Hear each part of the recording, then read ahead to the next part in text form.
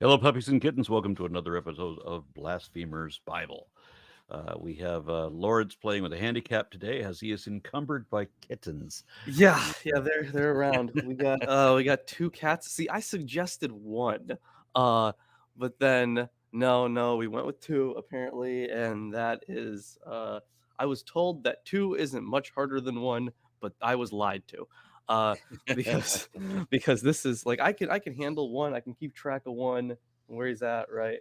But like both of these together, like holy shit, they rile each other up, and I just try to eat sometimes, and I just can't try to get some work done, Honestly, and I it can't. was until 2 seconds before the show began, the kittens were on his keyboard and all over him. So Yeah, it was quite a show trying to see him get ready to hit the button. yeah, All right, right. we don't have a Lilith today. The message that I got was coded. It was I have a code id by doze. I think that's what it was. It's probably more funnier when you see that spelled out. So she's not going to be able to make it today. Now we're going to be doing Deuteronomy. What is this Deuteronomy. one? Yeah, that's like the English the English Translation of the name for Greek. the book. Yes, from the Greek and the Vulgate. I actually have a Means introduction second to saying, the name. right? Yeah, the from Jeffrey Tigay, who writes about the title. Deuteronomy has two Hebrew names. The popular name Devarim is short for Ve'ele Hadvarim. These are the words, a name based on the ancient practice of naming books after their key opening word or phrase. A second name, Mishneh Torah, the repetition of the Torah, appears frequently in rabbinic literature. Mm. Philo and the Septuagint used its Greek translation, Deuteronomion, whence it came from the Latin Vulgate, and then to English as Deuteronomy. Ironically, this name stems from a misunderstanding of Deuteronomy 17:18, where the phrase first appears but actually means a copy of the teaching. Nevertheless, it is an apt designation for the book, which recapitulates the teachings of Genesis through Numbers. Yeah, Okay, so this is because just this last book of the Pentateuch is just a rehash of the first four books of the. So we can just skip it. well, in some cases, yeah. So it has a close connection with the Deuteronomistic history. In fact, kind of bouncing off of what Tomer said, it's not just the misunderstanding of the copy thing, but we can actually tell that it's a misunderstanding of it because the same phrase is used in Joshua, I think. So the where I think he was saying that he was going to write a copy of the law. So it has that same understanding. But yeah, in Greek it means second law. Um, the the idea of it being linked with the Deuteronomistic history is pretty sound. It's pretty grounded at this point.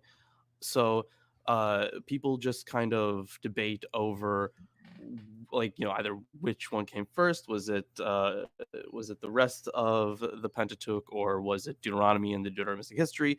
In what order was the Deuteronomistic history, and when was it written in parts?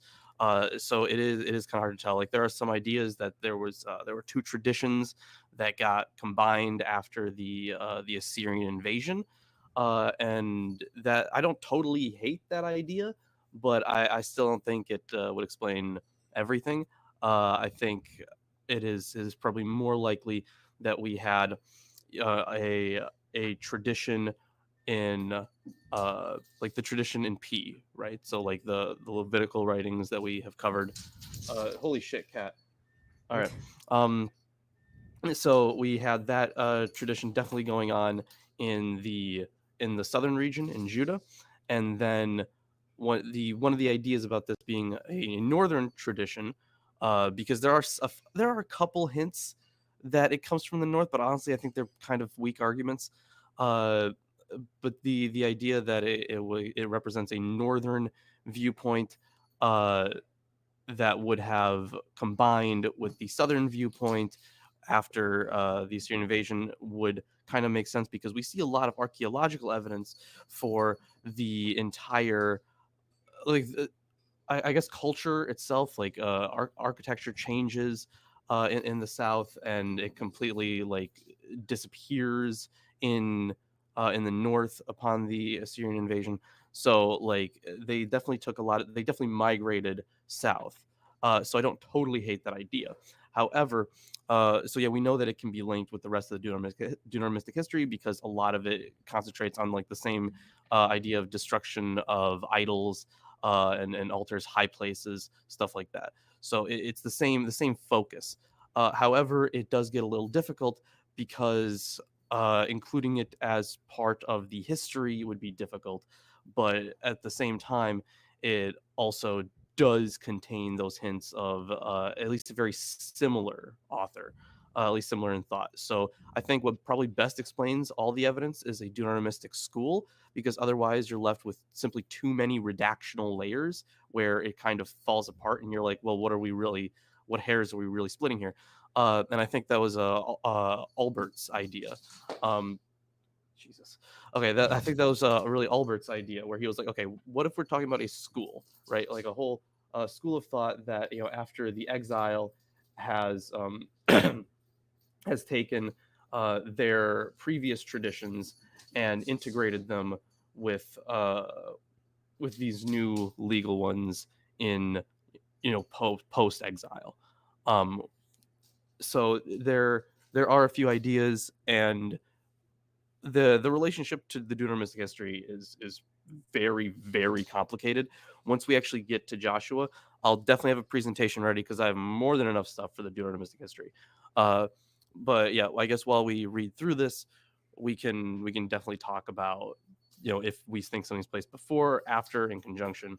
So let me introduce you guys to the cats while you guys introduce whatever you want. Yeah. I'll first things first. I'll introduce my new commentaries for Deuteronomy. Those include Jack Lundbom, Richard Nelson, Jeffrey Tigay, Moshe Weinfeld.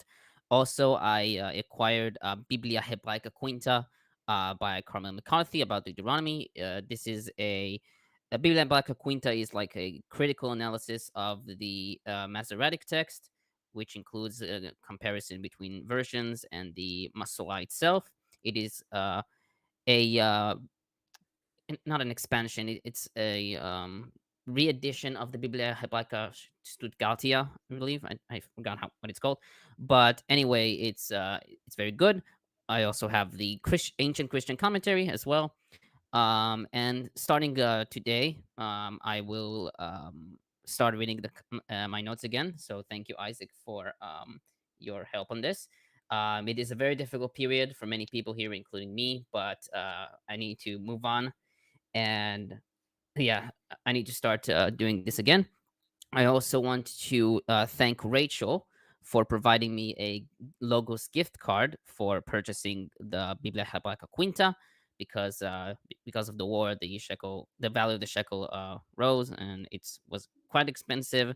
So I really thank her for providing me with this. So yeah. I respect that that Tomer takes this show seriously and invests so much of his own time into it. I do sincerely respect that, sir. Thank you. All right.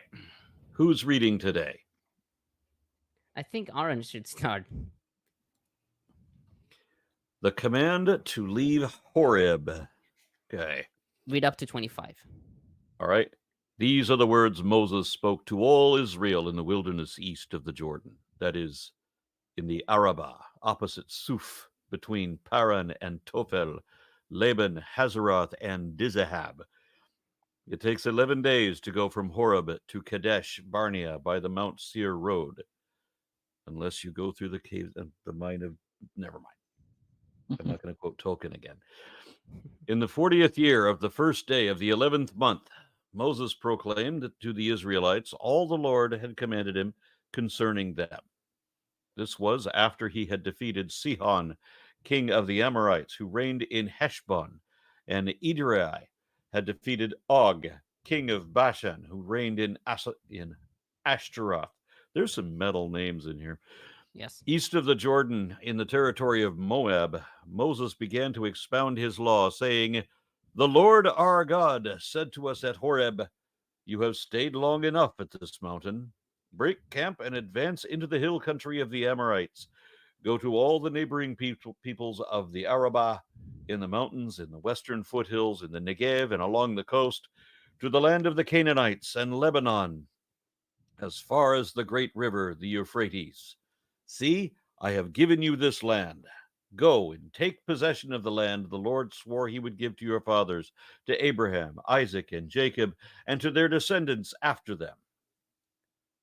At that time I said to you, you are too heavy a burden for me to carry alone. The Lord your God has increased your numbers, so today you are as numerous as the stars in the sky. I don't think that's correct. May the Lord, the God of your ancestors, increase you 1,000 times and bless you as he has promised. But how can I bear your problems and your burdens and your disputes all by myself? I'm only one God. Choose some wise, understanding, and respected men from each of your tribes, and I will set them over you.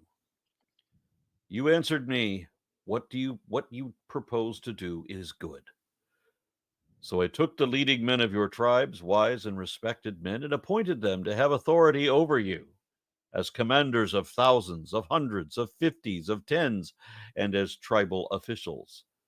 And I charged your judges at that time, hear the disputes between your people and judge fairly, whether the case is between two Israelites or between an Israelite and a foreigner residing among you. Do not show partiality in judging. Hear both small and great alike. Do not be afraid of anyone, for judgment belongs to God. Bring me any case too hard for you, and I will hear it. And at that time I told you everything you were to do. Then, as the Lord our God commanded us, we set out from Horeb and went toward the hill country of the Ammonites, through that vast and dreadful wilderness that you have seen. And so we reached Kadesh Barnea. Then I said to you, you have reached the hill country of the Amorites, which the Lord our God is giving us. See, the Lord your God has given you the land. Go up and take possession of it, as the Lord, the God of your ancestors, told you. Do not be afraid. Do not be discouraged. Don't be bothered. There's other people living there. Just kill them. Then all of you came to me and said, let us send men ahead to spy out the land before us and bring back a report about the route to take into the towns we will come to. The idea seemed good to me, so I selected 12 of you, one man from each tribe. They left and went up the hill country and came to the valley of Eshcol and explored it, taking with them some of the fruit of the land. They brought it down to us and reported, it is a good land that the Lord our God is giving us. You said 25, right? Yes. Yeah, so I'll start my commentary. First about verse 1, east of the Jordan. The Hebrew Bible, it reads Ever HaYarden, which means beyond the Jordan. KJV reads on this side, the Jordan, which according to Lundbom is not right, quote unquote. While the term means the west side of the Jordan in verse 5, 388, and 441, here it refers to the east side. This is noted by Rashi, Ibn Ezra, and Rashbam, with Ibn Ezra hinting that the first 5 verses of Deuteronomy were not written by Moses. Yeah, just a hint. Yes. Yeah. It's a secret. That's how it says it. Well, it's also kind of, it's literally obvious. The way that the writing style of this is so different than what we've read before. All of the stuff we read before had a kind of continuity that this breaks from. It just reads like it was written by somebody else. I can hear it in a different person's voice, a less serious person. I can also just add to that, like from when I spent my time as a Christian, you just took it for the word of the commentary in the Bible, which was biasly written, like in here, that it was Moses, just like Matthew was Matthew, and so on. Yeah, and as a Christian, it was just like it says it in there, so okay, carry on, without any other thought, any knowledge of any of the history. Yeah, and then I've heard pastors bragging that science changes, but the Word of God never changes. 300 years there hasn't been a single change in the King James version. So what they're bragging Yeah. about is that there have not been any corrections, even when necessary. Yeah. Just The- to mention on that as well, sorry, Lawrence, just quickly. Reading the King James Version, it's an out-of-date language. We don't speak that way. It might sound similar to what we speak today, but is it classed as middle, early? I can't remember, but it's not modern English. You're reading a text of writing that is not spoken anymore. For the KJV? Yeah. It's early modern. It's early modern English. Yeah. So I made that mistake in a video, and someone was very apt to point it out. So yeah, it's early modern. So the idea that like Moses wrote the Torah was like, it's more of a Jewish tradition thing. So what they actually do is they usually combine two verses. They combine Deuteronomy 4:44, and then guys, please, Jesus, okay, all right. So they combine Deuteronomy 4:44 with Numbers 9:23, and they come up with the phrase, "This is the Torah that Moses set before the people Israel by the mouth of God through the hand of Moses." But it's not. So they combine two verses to get to that conclusion that Moses wrote it. But essentially, it's a Jewish traditional thing, and it's not like we get an explicit statement in the actual Torah that Moses wrote it. Okay, verse 2. Nelson comments, the timetable and itinerary of verse 2 are a geographical parenthesis, since Israel is not at Kadesh Barnea when Moses speaks. Roads were often designated by their destination, so the Mount Seir road will be a route from Horeb that continued beyond Kadesh Barnea onward to Seir. This notice does point forward to the upcoming narratives that begin with 119 and repeatedly highlighted repeatedly highlight that location, 146, 214, and 923. Seir 2 reappears in 144 and 2 verses 1 and 5. The rhetorical point is that a wilderness journey that could have been taken a mere matter of days turned out to consume an entire generation. Verse 3, 146, 2 verses 1 and 14. Yeah, I just want to mention the sort of from Rashi and Ibn Ezra, like the sort of Jewish tradition about these two verses. They are a bit confusing, like the place names in verse 1, where it says between Paran and Tophel and Lavan, Hatzerah, Dizahav. These are places that are not mentioned anywhere else in the Bible. And so rather than saying this is some sort of locality of where he's speaking, it's more like this is what he said to them about the bad things that happened while they were in the wilderness. And then it mentions these place names that are not real place names. They are allusions to the things that happened. So when it says in the wilderness, it's supposed to be talking about when they complained. Well, maybe not. That's not the one. So in the plain, that's supposed to be about the sin of Baal Peor, because that was in the plains of Moab. Mol Suf. Suf is also the name of when we say the Sea of Reeds, the Hebrew is Yam Suf. Sea of Reeds, Suf is reeds. So Mul Suf could mean like by the Sea of Reeds. So that would be like when they were like, oh, we're trapped. Would it be better if we had died in Egypt? And then the next bits are Paran, Tophel, and Lavan. So the word Paran is the place where they sent out the spies. Now, the word Tophel and Lavan, those are definitely not place names that we've seen before. And the explanation is that the word tafal is similar to the verb that means like very like loud noises, calamitous or whatever. So, and Lavan is white. So it's supposed to be like when they complained about the manna. And then Hatzerot is connected with either Korach when the ground swallowed them up, or it's related to Miriam when she got the leprosy. And then the last one, Dizahav, literally means an abundance of gold or a sufficiency of gold, actually. And this is probably Rashi relates that to the sin of the golden calf, because they had so much gold they were able to make a whole statue out of it. Like, and then the 11 days thing is saying like it should take you 11 days to get from Horeb. By the way, Horeb is just another name for Sinai. So the Mount Horeb, Mount Sinai is the same thing, probably because of different traditions. It got mixed. So it's supposed to be 11 days from Horeb to Kadesh Barnea, but Different tradition got mixed, so it's almost like it was written by different people.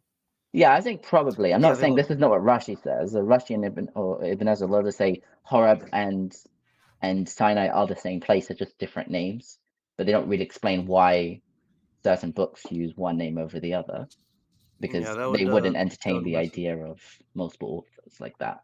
Yeah, it's actually I will have to find where it is, but I know that they had suspicions that it wasn't written by the same person, but they kind of like ignored the stuff that they even noticed that like this couldn't be written by Yeah. Moses. Like they noticed that stuff and then just ignored it, like almost on purpose. I'll have to pull up the section. I'll have to find it, but Ibn Ezra even says, "Oh, a solution to these." I think he found like 6 verses that he couldn't explain under the Moses hypothesis.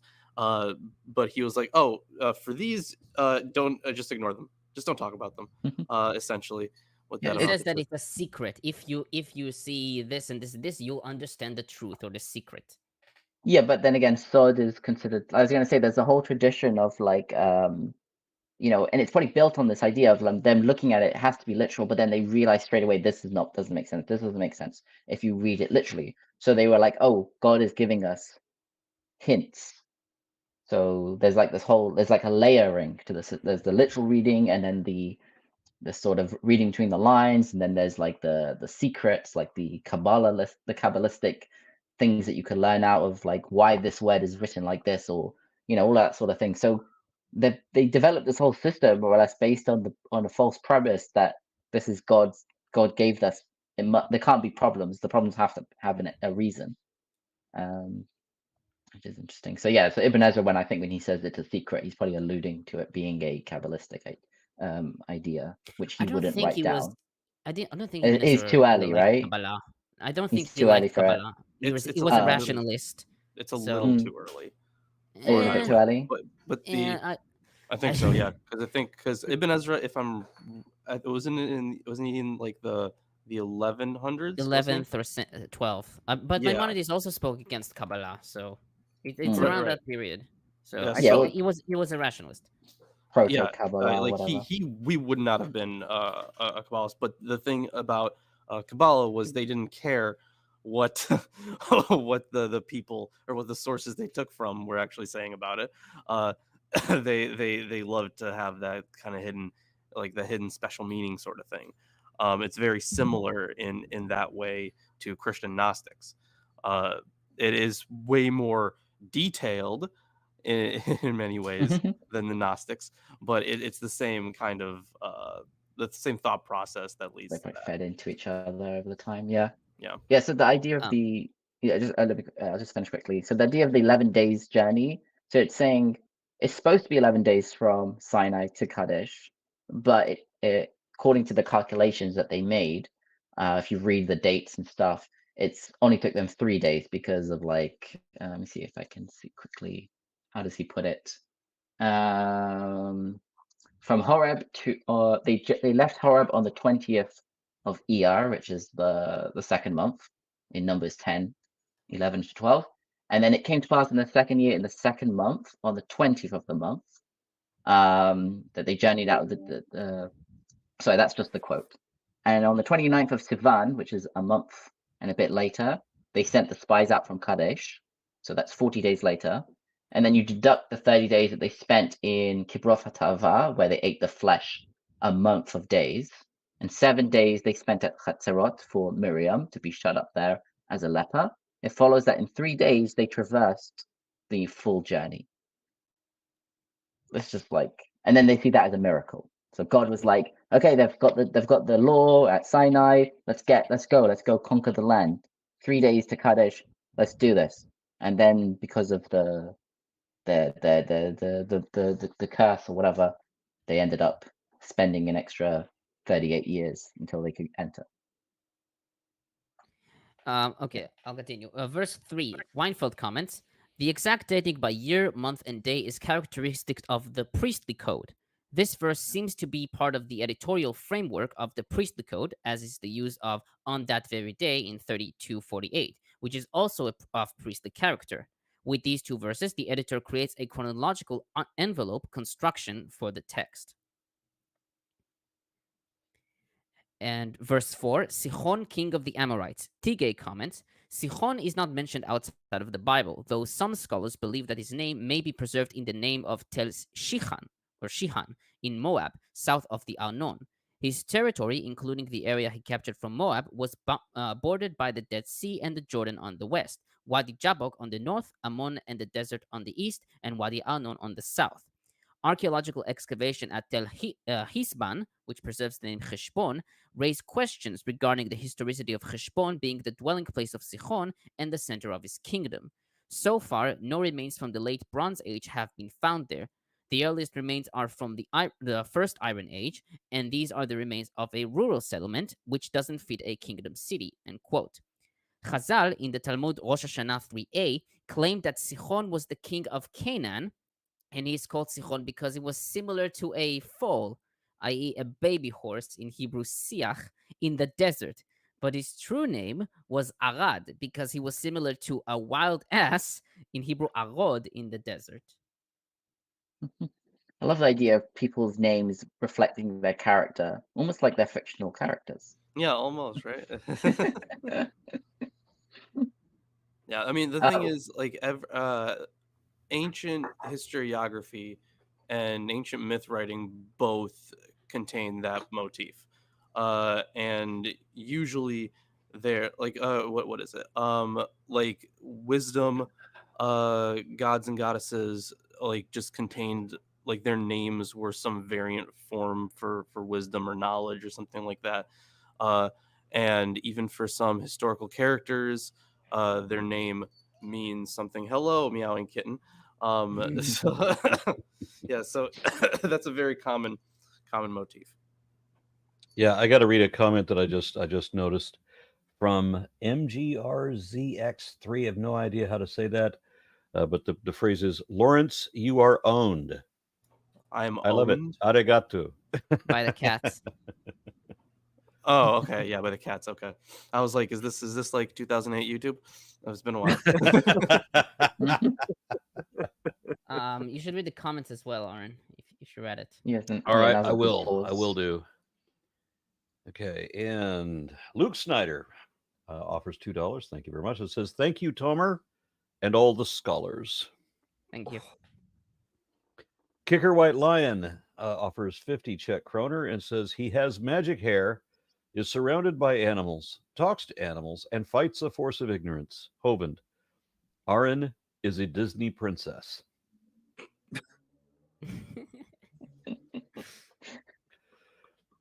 Then Matt White says, Lawrence, does Sinai actually have mountains / a mountain? Yes. Yeah. Particularly in the south. Yeah. I think there's I've read a number of times that there are elements of the story that appear to come from different places, and so nobody can actually pinpoint where Sinai / Horeb or whatever is. No. There are people that try and identify them, and there's like, oh, we know it's this mountain because if you break a rock open, there's like patterns of trees on it, and there's another one. So there's fossils only on that one mountain? No, I think they're like they're more like lightning strike patterns. I don't know. I forget what those are called. Like, I don't know if it's real or not. And they're like, oh, it's because God covered the mountain in shrubbery or whatever. What's that phenomenon called? Where like it's a shrubbery. And then you did the quote, Aaron. I don't remember it. I'm not doing Monty Python right now. Okay. What's that phenomenon called where the lightning like hits sand and it like solidifies or something? Fulgurite, someone says. A fulgurite. But that's more when it comes out of the ground, no? Or it's under the ground and then you dig it. It gets eroded. Yeah. It gets eroded and then you have like a sculpture thing. I think that's a fulgurite. Yeah. I don't know. I'm sure I'm sure as a kid they were like showed they were like here's pictures of stones from Sinai, and it was literally like a cartoon pattern of cartoon trees on inside the rock. Like Okay. yeah. I'll continue. Verses 9 through 18. Lundbom comments, according to Exodus 18, verses 13 to 27, Moses' inability to shoulder the burden alone and his appointment of subordinates, which came at the suggestion of his father-in-law Jethro, took place prior to the arrival at Mount Sinai. Bernard Levinson thinks the Deuteronomic writer deliberately sought to revise and correct the narrative in Exodus 18, making the creation of a judicial system subsequent to the giving of the law. The account here goes well with Numbers 11 verses 14 to 17, where Moses is said to have selected 70 elders before leaving Sinai to ease the leadership burden. The suggestion has therefore been made that verses 9 to 18 combine and adapt older traditions found in Exodus and Numbers. Verse 10, today you are as numerous as the stars in the sky. Rashi asks if they were really numerous as the stars that day, since they numbered only 600,000 at that time. Based on Sifrei Deuteronomy 10, he writes that today you are, Henechem Hayom, means that they are compared to the day existing forever like the sun, moon, and stars. Ibn Ezra writes that this is a metaphor. Well, could Ibn Ezra have included "duh" in that? Kinda. There were only 600,000 stars at that time? People, I believe. And this is the same book that also says it's impossible to count the stars? I think it was referred to people. Yeah. I remember. They use that language very frequently about like, the expansion of the people and whatnot. Yeah, I was gonna ask who is it that tries to claim it like science in scripture because something about the number of stars is actually uncountable or something like that. P-Town, yeah. But he does that a lot. But just imagine you're counting the stars. You get to 587,415. Did I say 13 or did it? Fuck, I got to start all over again. I mean, it's also interesting. So there's supposed to be 600,000 people. If you were to multiply that by 1,000-fold, it's going to be a lot more than there's Jews that have ever been, probably. Right. Yeah. The thing is, these numbers are questionable. Yeah, the way that they use numbers, not only typologically, but even in phrases like that, you can almost compare it to, Saul had his thousands and David had his tens of thousands. Like these are numbers to represent the greatness and magnitude than anything else. So not actual numbers, just a lot of people. Yeah, like you have the 40 years, it means like a very long time. So okay, verse 15. I took the leading men of your tribes. Nelson writes that this phrase is awkward, quote unquote, since these men have not yet actually become tribal leaders. He writes that this is probably a secondary expansion. Rashi writes that the second leaders, in Hebrew Rashim, should be taken figuratively, i.e., you must show them respect. They must be given first to buy, first chance to sell, first chance in business, dealings, etc. Septuagint reads, I took from your men, to simplify the reading. Now, the next comment is about verses 19 to 28, so I'll skip it to verse 21. Do not be afraid, do not be discouraged. And Tigay comments, the exhortation not to fear is one of the most characteristic expressions of religious feeling in the Bible and the ancient Near East. It is found in messages addressed by deities of the representatives to individuals facing battle or other trials, and it is accompanied explicitly or implicitly by promises of divine protection or victory.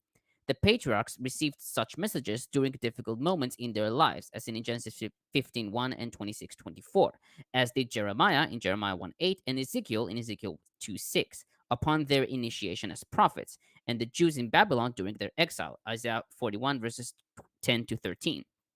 Ancient Near Eastern kings tell of receiving the same message in oracles from their deities.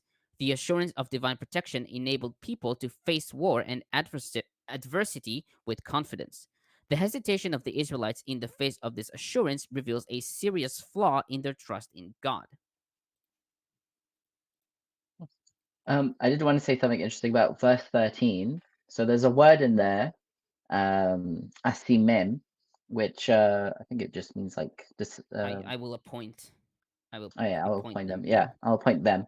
And Rashi says something like, "This word is missing a letter." The interesting thing is that all modern versions of the Masoretic are not missing the letter. So that means that when Rashi wrote this in, what is it, the late 1000s? 10, 11. Yeah, late 11th century.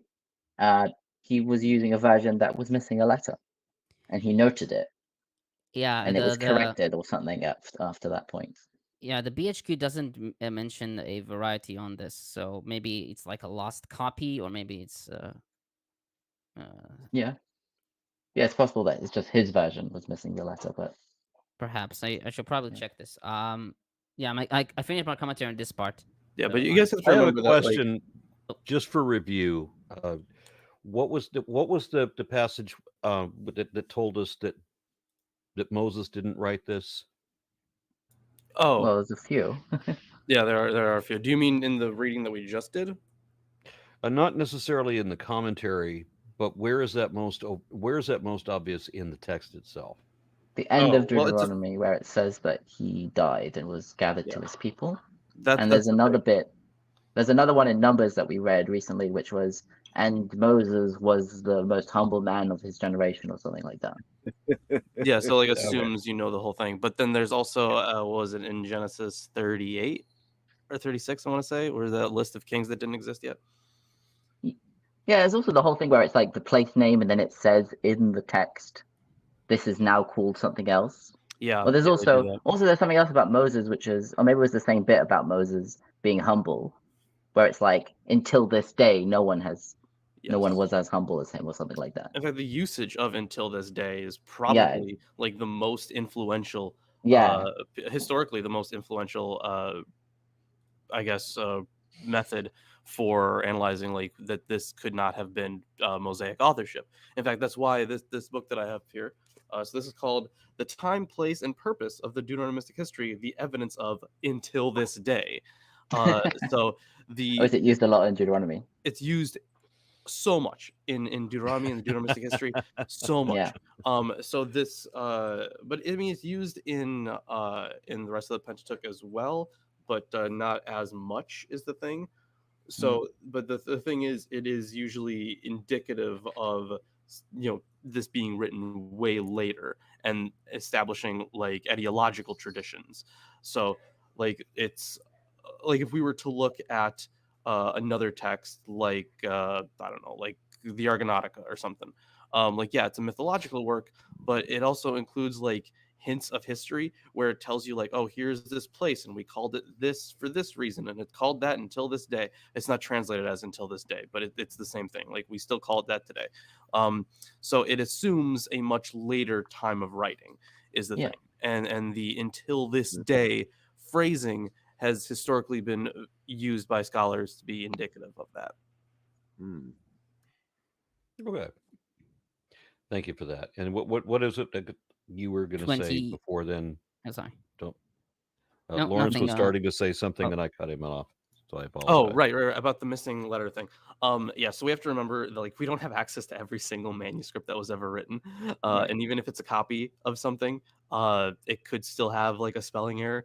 Like we have like New Testament stuff. Like we have Greek manuscripts that like some are missing a letter, some switch some letters by accident. Like this is human error. So like it's not like that wouldn't be a major variation. Like in some cases it does change the meaning entirely, but usually like scholars have gotten, or textual critics have gotten pretty good at telling what was probably original in cases that are that small. So it's usually not even a big deal. It's usually barely noted. You have to find like some exhaustive list of things for that. Like I'm not sure what the one for for the Bible, for the Hebrew Bible would be, but Jesus Christ, cat. But for the New Jesus Testament, Christ, cat. yeah, Jesus Christ, cat. But for the New Testament, the best set of the best text for that is probably the publications from Allen and Allen, which give you like, here's like a list of New Testament manuscripts. Here's what they include. So yeah.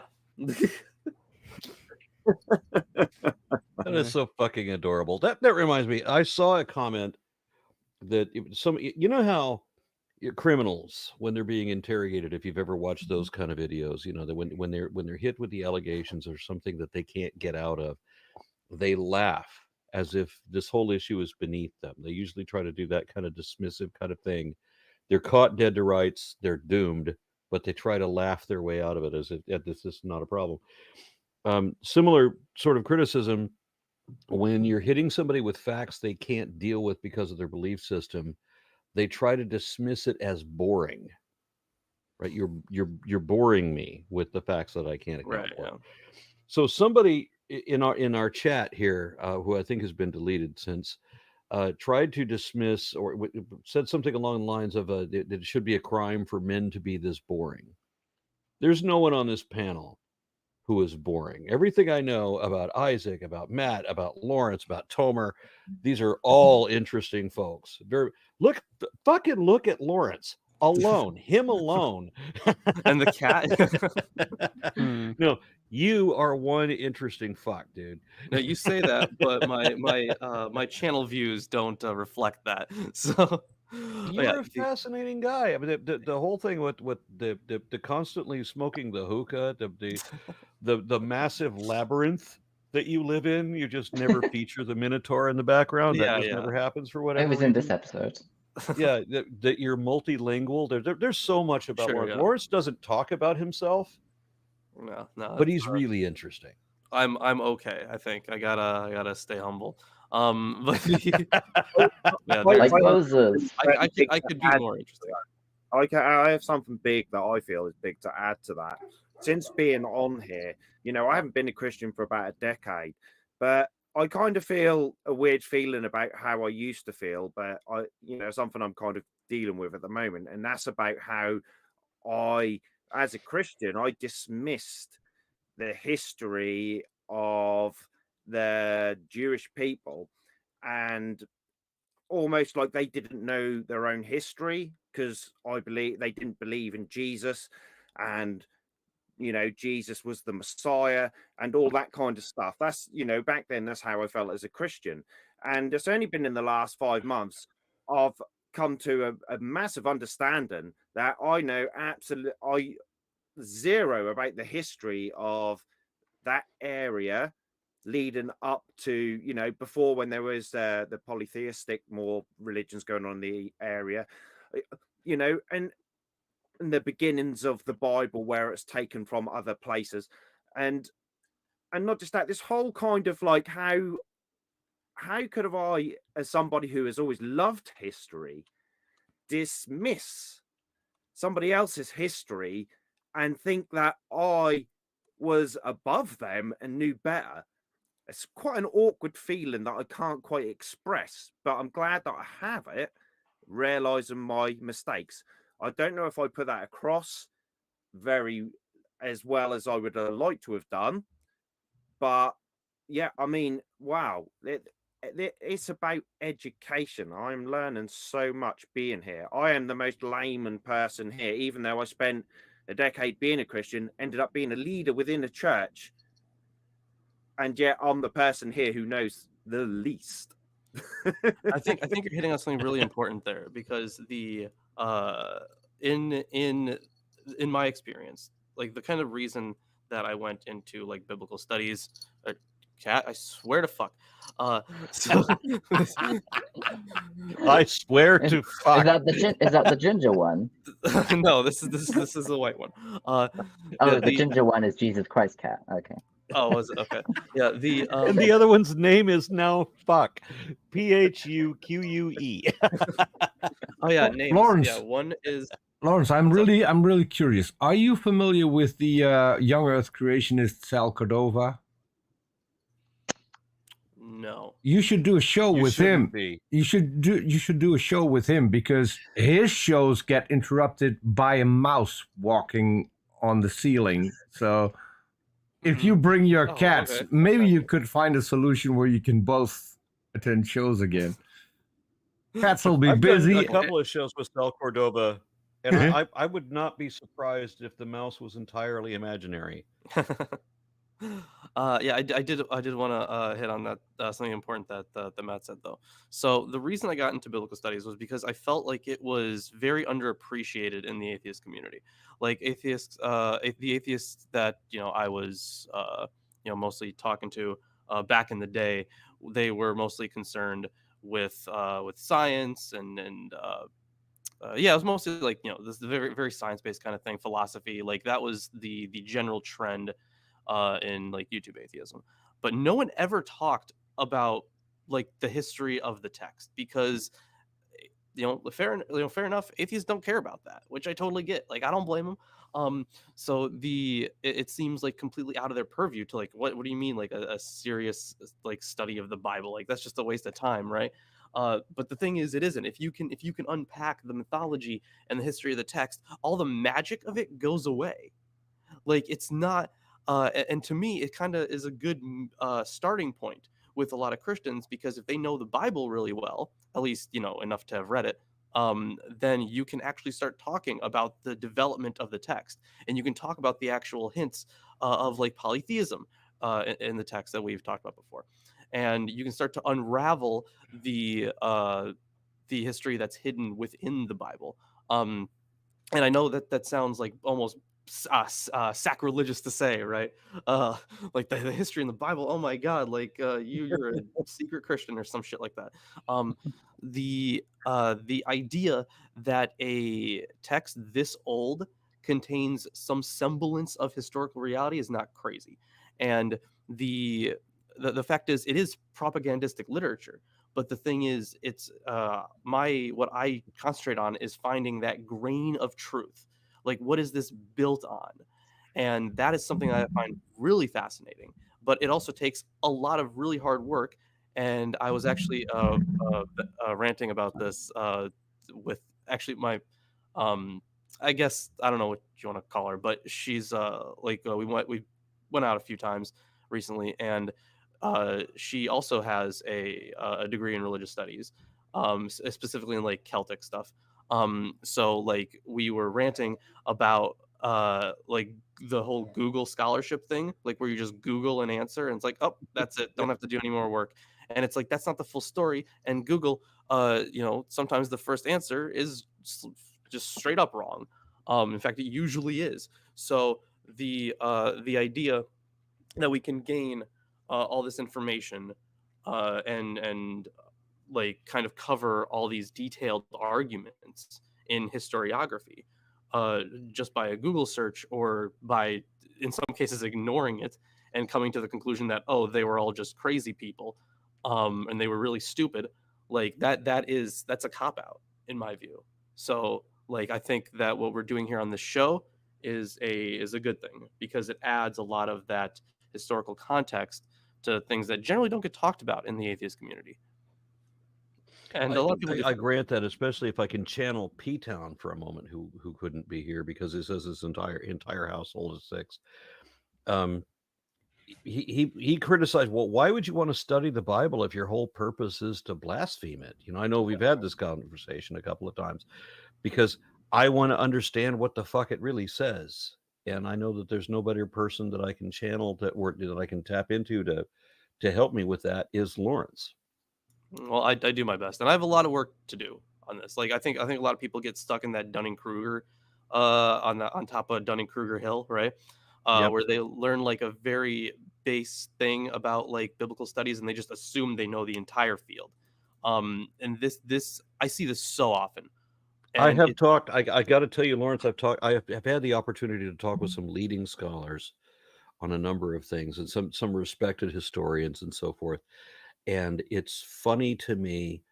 What I'm not comparing myself to them. It's just because nobody can know everything. but I'm interviewing somebody who had just written a book about all of these parallels and origins for all of these different things in the Old Testament, and I brought up the Westcar Papyrus, and the author I was talking to had never heard of it. I'm like, dude, I wish I could have spoke to you before you published. And I know that they were thinking the same thing. Yeah, there's always like something that feels like unfinished, right? Like even like in a lot of the videos that I do, I always feel like I'm leaving something out. But the thing is, if I included all of it, you'd be left with like multi-hour long videos. And that's not the best for views, especially with these short attention spans. So like what I figure I can do, I'm gonna start doing it more now. Matt gave me some ideas. So I want to start concentrating on. I'm gonna keep doing like the long form like studies, but then I'm also going to like cut it up into like shorter pieces and have like shorter videos for like easier subjects to understand, right? That people will actually watch, and then maybe that'll spark an intrigue enough to watch like one of those long form videos. Because I did a very detailed study on the suffering servant, and the video was like 40 something minutes long. Not many people watched it because it's like the suffering servant. Yeah, it wasn't. They're talking about, that's supposed to be Jesus, right? But no. A lot of people were like, no, it's actually supposed to be Israel. And I'm like, I get where you're coming from, but at least hear out my argument. Yeah. So it's a sad thing. I can totally side with you. When I do videos that require an awful lot of research, when I have that take maybe 2 weeks, and because I don't have a lot of time, because all I do is this, it's frustrating to me if I have to run an errand or a chore, because any kind of distraction, and I'm just like, it fucks me up for the whole week. I need to be constantly at my keyboard. But when I do these science intensive videos that have a lot of visual references, especially if they have video references involved, and there's all the research that goes into it. Even if it's something that you're familiar with, you still have to back up everything because you have to show the citations and all that. I do all of that work, and then those videos that take 2 fucking weeks to make get a third as many views as if I just turned a camera on myself and ranted for a couple of minutes.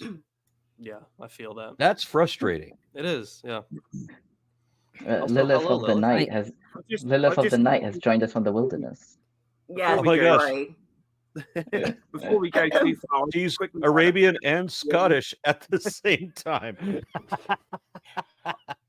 Town's family isn't the only one that's sick, and then I fell asleep because drugs, lots of drugs. Anyway, I didn't want to interrupt this amazing conversation that you were having with Lawrence and about scholarship, and it's so cool. And Lawrence is the best, and we don't focus on him enough. I just want to throw in, because I was told that I was remiss, that there's one face that you can't see on camera, and I just said that all these people are interesting, completely omitting the producer, who is just another old long-haired metalhead like me, but possibly born in the wrong country, because for whatever reason I'm shutting the stream an down American now. muscle car. I'm shutting the stream down now. He's born where he has 2 girlfriends. I think he's fine. But anyway, we were talking about whether everybody involved here is interesting, and I know less about Tomer than I know about anybody else here. I can answer that, Arn. I know that you're a dog lover. I've seen your car. I'm interested to meet you in person the next time I'm ever in your country. No, but we had a Christian in chat. We had a Christian in chat, and I think that he said several times that we're all really boring, and wanna be scholars. So I helped him. I helped him out. I mean, I'm practicing mathematician, not at this point because but well, that just automatically makes you boring, doesn't it? yeah, it does. Math is pretty cool. I don't understand like all the high end stuff, but like when I do understand, I'm teasing him. It's pretty cool. But I'm working my way to the actual point where I can be like some respected name or something, because I put in a lot of effort, and I would hopefully I've been working on this book of Heathens and Heresy, which I think is a great title All right, thank you me so much. The idea is I want to be able to popularize a subject while not dumbing it down enough to where it's to where it's kind of understandable for religious people. Oh, sorry. Well, yeah, that too. But I don't want to, because there is like a good amount of pop scholarship that's been taken completely out of context and used to draw poor conclusions. I forget the name of this YouTuber, but he read. I can tell by the way that he's talking. He read like a book by Bart Ehrman and then a book by one other scholar. But it was like their popular publications, right? So they weren't like super detailed or like overly cited. Like it's stuff for the layperson to start to understand this stuff, and that stuff is great. It has its place. It's a great way to get people interested. But there's this one YouTuber who draws the wildest conclusions and takes things so far out of context, not just from the scholars but from the text itself, and he gets like hundreds of thousands of views, and I'm like, how? This guy like is a fucking idiot, but because he's like good at making a clickbait title and making it seem like mysterious and like, oh look, Jesus is actually the devil, and I'm like, oh my god, you are so misrepresenting. Don't use YouTube as a source, please. Oh, right. But it's fucking wild the amount of minds that people like that are poisoning. Like it makes my job more difficult. Like this person is ostensibly on my side, but he is so stupid that he makes me look like a fucking idiot. So then I have to basically put in the work to be to essentially say, wait, no, we know better than this. Don't listen to this guy.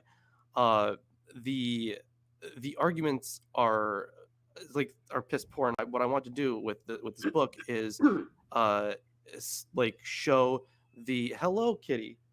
I want to show the that side of scholarship written in such a way where it can't be like grossly misrepresented. You underestimate the ability of people to grossly misrepresent things. I know. You're right.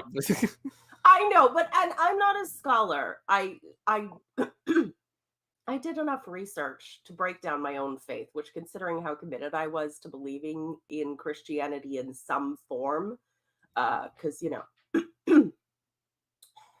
brainwashing is a hell of a drug, is really quite remarkable. So I had to go, pretty far down the road of looking into things for a layperson. Before I was willing to give it up, because some people, you find one contradiction, they're like, screw it. Alan Watts tells the story of his insane religious uncle who believed that every word in the Bible was the explicit, dictated, direct word of God, including the marginal notes. And then he found a bad word and was done with it. Just, one day. I mean, I was willing to do a lot of mental contortion and justification, and I had to, get to a point where that was not feasible anymore, and there was no way it could be honest. And I try and sort of bridge that gap, but like the best example of what you're talking about that I can think of that makes me want to scream is any reference to the Zeitgeist movie. Yes, I agree. That was I know, Tomer. I know where you're getting I know. I think it you too much, but go on. Yeah, I get it. The frustrating thing about that movie was how much publicity it got. Right. Yeah. And the thing is, when I was 13, when I was 13, a child, I took everything and I rolled with it. But then eventually, I was like, wait, this is completely unfounded. Some of this stuff is made up entirely, like whole cloth. Like any reference obviously made up. Like there was no December 25th in the Egyptian calendar. That wasn't how that worked. I interviewed being a child that had a brief fascination with Egypt. I interviewed a scholar whose reputation was ruined by being consulted in that movie. Was it DM Murdoch or Acharya S? Yes. And she complained that there was like basically one thing that said in that movie that destroyed her, and it wasn't even something that she said. It's like they cited her as a primary reference, and then made the comment that that the Son of God meant S-U-N, not S-O-N. Oh my God, that was the dumbest thing. Like She's like, I had nothing to do with that, and my career was destroyed over it. I have to. I know we're diverging too much from the subject, but I did find that this mistake of son with a U and son and an O is in the Book of Mormon. Imagine you're a scholar, you're a historian, you've got a reputation and all of that, and it's completely destroyed by some idiot twit who just like inserts something as if you were the source for it. And so she's being roasted. It wasn't just that. It was the fact that there was a number of other things too besides that. People called me, old friends called me and say, "Hey, is this movie true?" And I would say, "Dude, I can verify very little out of this film. Yeah, one or two things, and that's it." Yeah, there's really about one or two things that are accurate. But the thing is, like, I've read the Christ Conspiracy, and it's not very good. The actual book by Acharya S. It's not very good. I think it is bad scholarship, but you're definitely right that even in that context, like her being misrepresented that much in a popular movie zeitgeist was innumerably worse. It made her look so much worse than she actually was. It's fucking wild. She had critics, other historians that were criticizing her who later decided that, yeah, she's actually got a point here. She's not so bad, but it was too late for other people to try to save her because of the popularity of that movie. Yeah, that even critics were siding with her, but it didn't matter anymore. And that's the thing. It's just so unfair because, I mean, zeitgeist, it was like a biblical level of accuracy. It was like, Egypt existed and they drank wine. So clearly something was accurate. And, and then I don't think I've ever heard that phrased that way, but I love the way you put that. A biblical level of accuracy, which means like none. No, there's like three incredibly obvious things that are accurate-ish, and one thing that might be related to something that was once true. Yeah. I want to divert us back to the subject. Before you continue, I'll kind of channel Pita by quoting Origen, who writes who argues on the first principles 4:3:12 that Moses delivered the second law, Deuteronomy, to Joshua, who prefigures Jesus. Yeah, very popular. Point out that if you haven't already pointed this out, Lawrence, which you probably have, so sorry, that Deutero in scholarship means second writing, something passed off as if it was written by someone, but is in fact written later and attributed to them, which means that from the naming of this book, they knew Moses didn't write this shit. Not accurate. The name derives from Mishneh Torah, which is the repetition of the Torah. So yeah, it's a mistranslation. Yeah. Okay. Well, I was thinking of the English. Obviously, I don't know what is the Hebrew name of it? Devarim, which means words or sayings. Yeah. Okay, so I got a couple of comments that I need to read. Deuteronomy is the Greek. Yes. Yeah, Iconoker says, fire Aaron for that. The Netherlands is like the best country ever. Our head of state has been orange for centuries. What? I think it's referring to orange or something. Yeah, it's. I have no idea. It's the royal family. The royal family is named Orange. Yeah. Because when they came over to William of Orange, they still celebrate in Northern Ireland like the Orange Parade that they do over there. It's to do with that they tie that to a religion like Protestants. Yeah. Okay, and then Trevor and I wasn't dissing on the Netherlands at all. I was just commenting on Peter's choice of automobile, if nothing else. I mean, he lives in a country with a gazillion bicycles. Everywhere you look, there's a bicycle. There's hundreds of bicycles that you can see at any moment in any direction. And he drives an American muscle car. Yeah, we got two that amuses me. V8s. Two V8s. Anyway. Yeah. Dude, I could pick those up at the store and they taste horrible. Okay. And then Trevor Wright says, how far are you willing to go with your methodology, Lawrence, in interpreting the meaning of well-known themes in the Bible?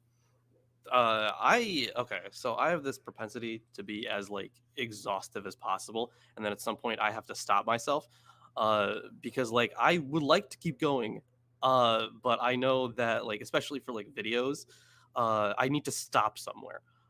So I would like to be as exhaustive as possible. I'd like to cover all possibilities. I'd like to kind of hone in on an answer, but I usually wait until something, like that when something clicks, like when you just get it, it all makes sense to you. So I wait for that. We call that an epiphany. Yeah, fair enough, an epiphany. Yeah, like I get that. I wait until I have that feeling multiple times because it constantly changes, and I feel like it would change more if I kept going. But when I come up with a model that explains all the evidence and assumes the least, that's usually the one that I stick with. That's usually where I end off, even though I probably could go further. But for video and content purposes, I gotta stop somewhere. So it kind of depends on how willing I am to go absolutely insane. So where are we at now? We're going to 26. continue reading. Yes, verse 26. Okay. All right, let me just jump into that then. But you were unwilling to go up.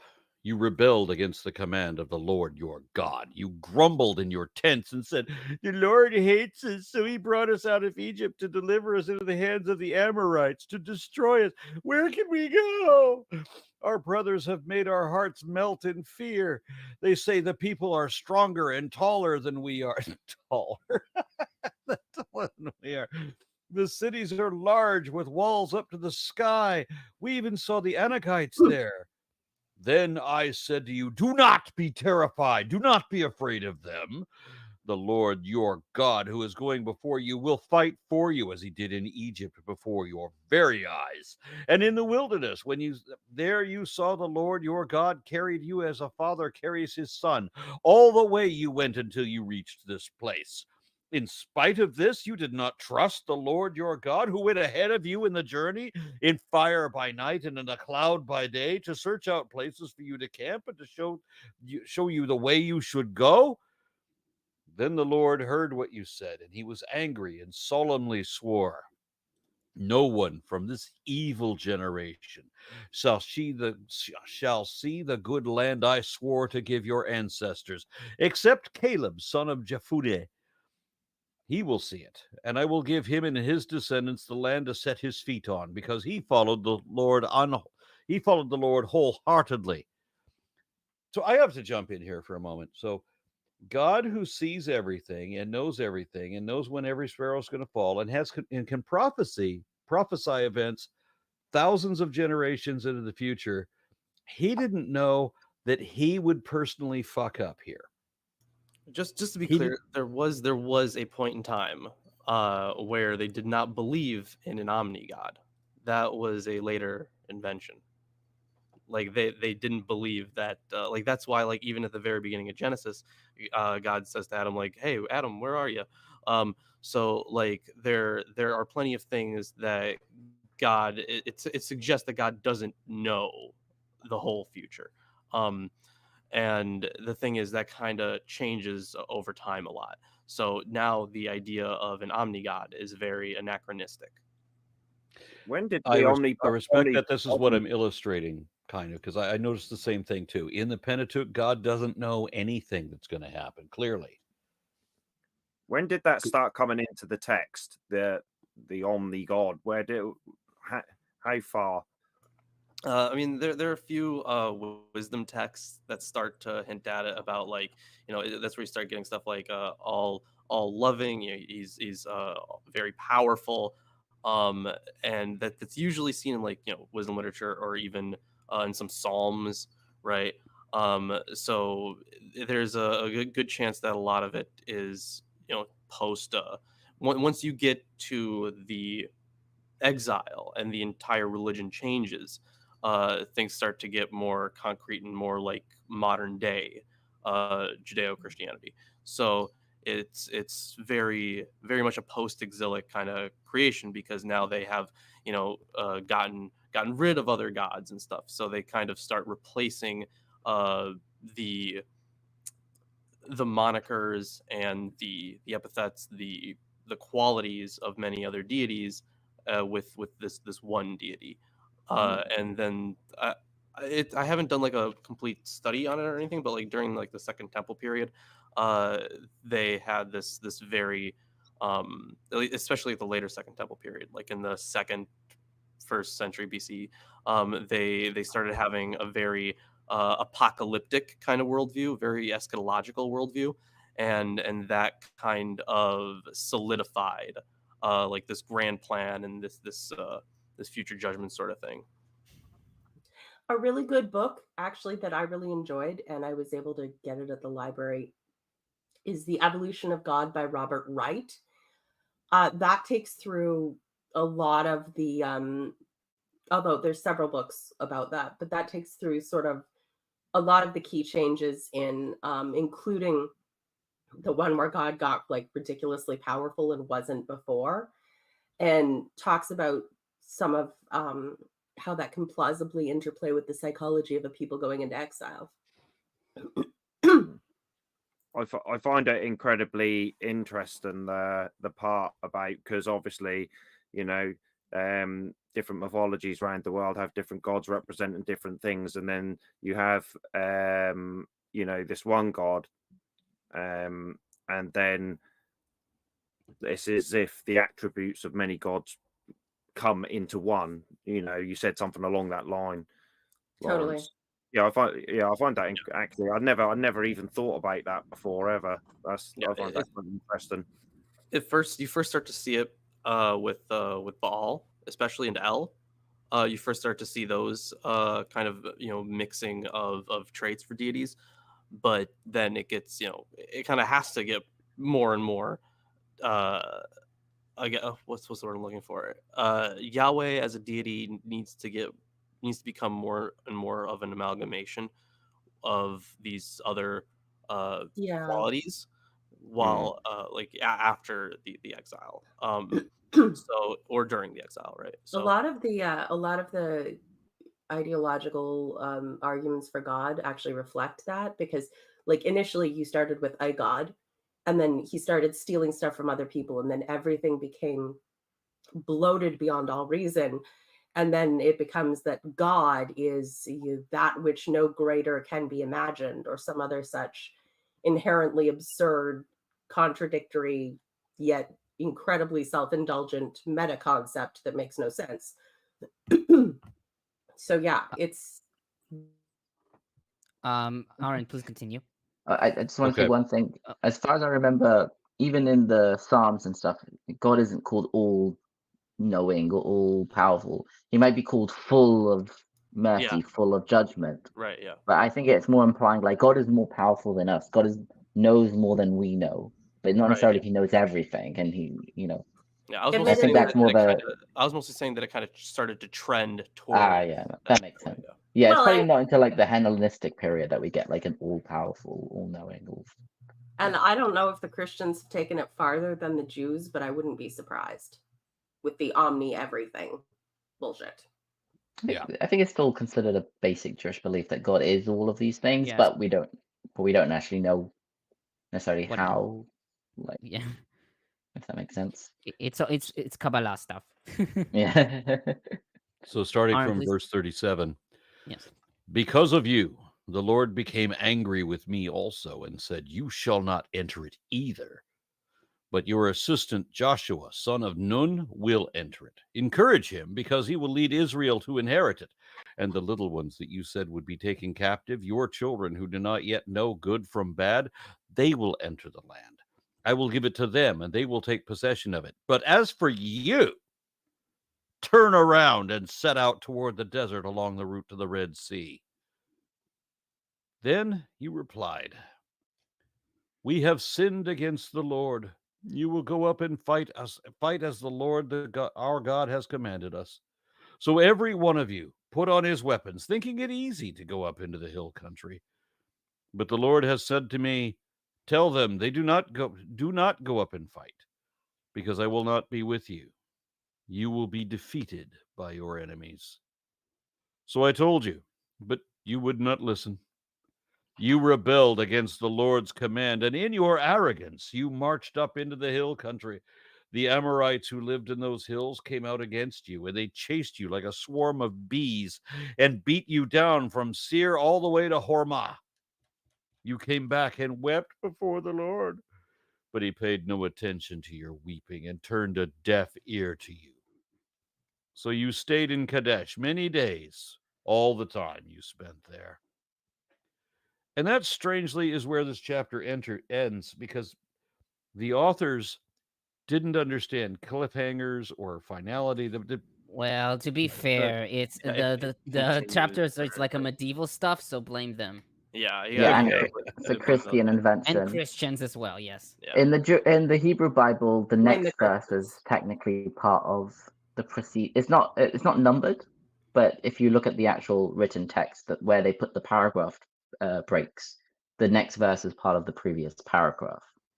Oh, and so this would be the better way to end that verse? Right. Yeah, because so the next verse kind of continues, and then the verse after, then the Lord said to me, that's the beginning of a new but paragraph. in the Hebrew Bible, it's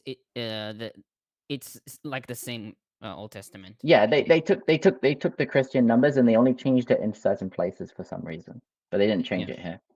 Yeah, this doesn't sound entirely divinely inspired.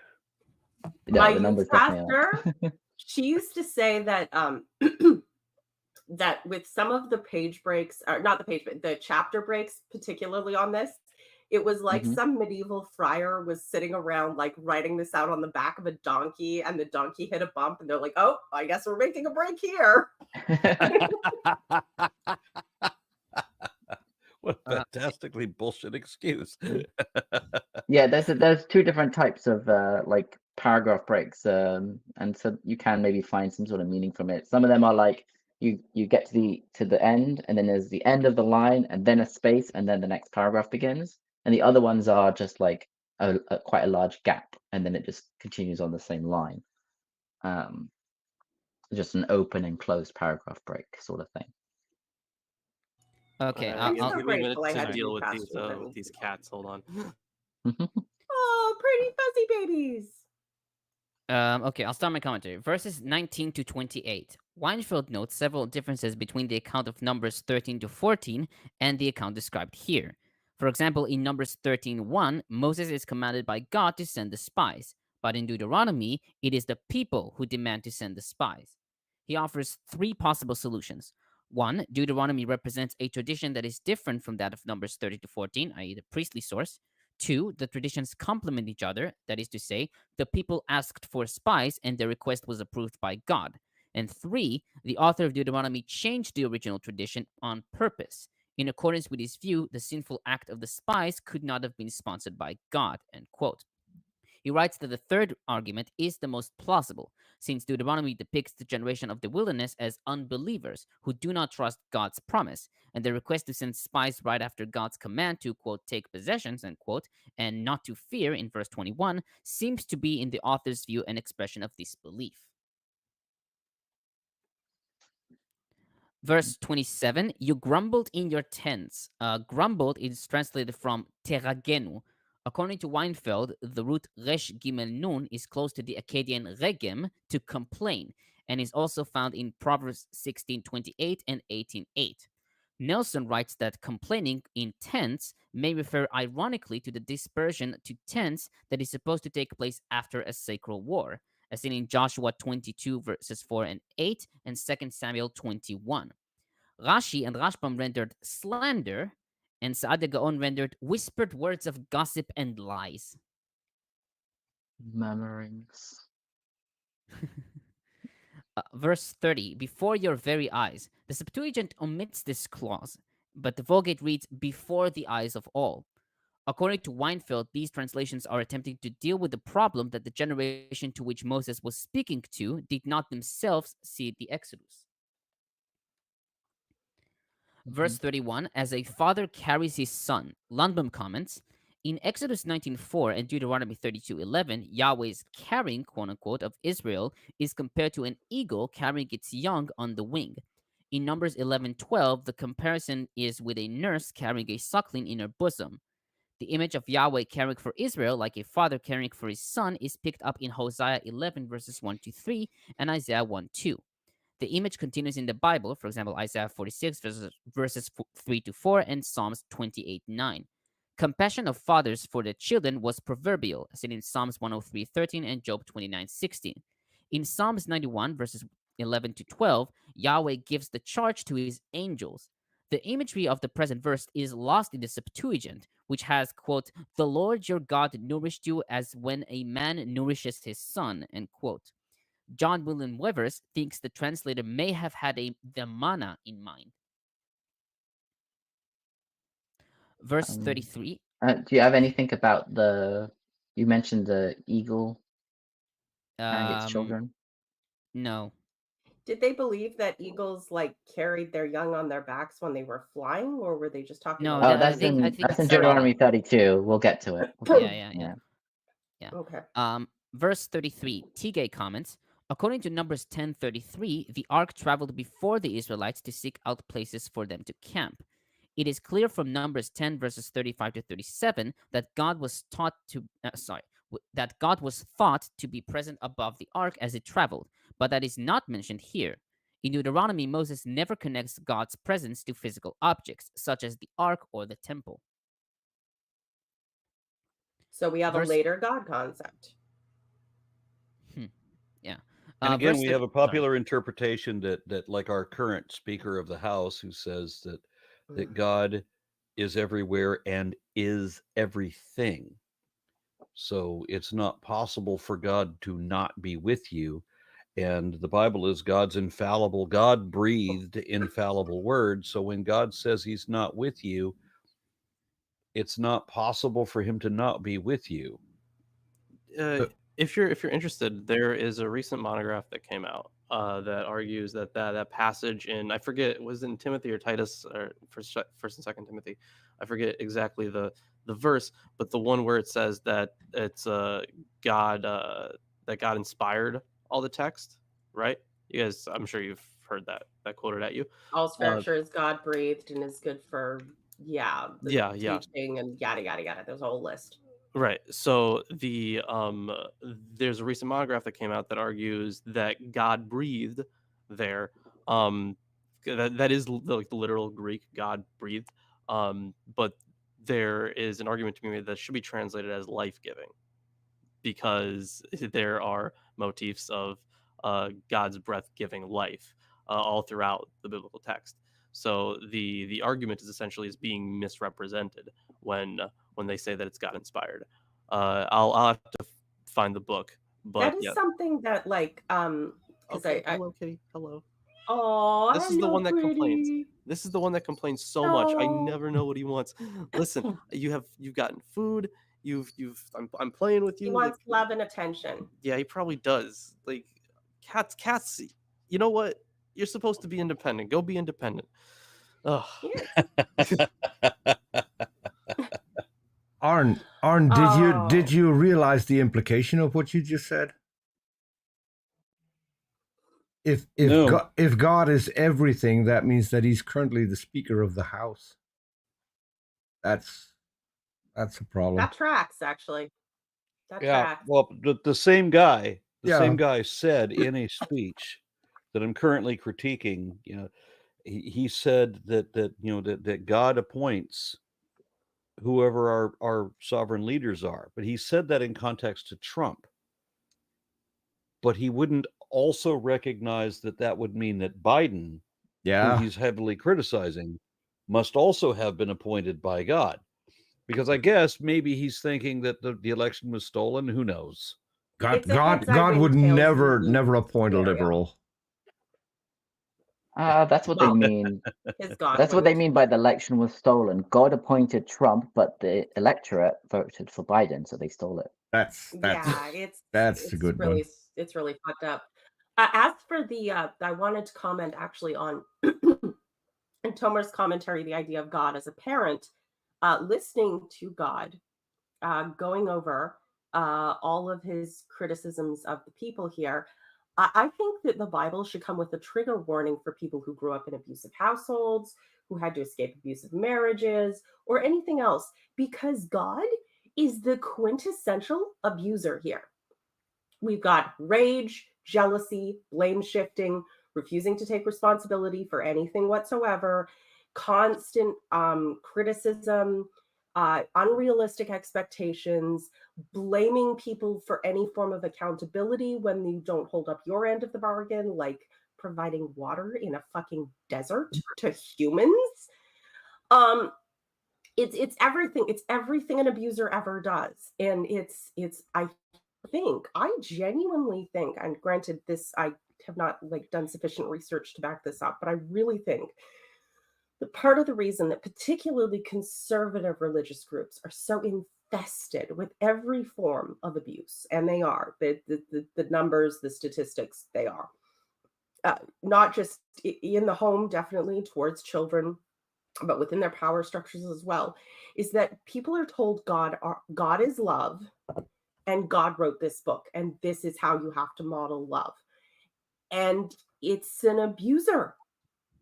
It's a narcissistic, sadistic abuser. And the more you personalize that, which I was constantly encouraged to do as a believer, see this as God speaking to you. The text is alive. It's God breathed. It's, the Spirit speaks to you through the text.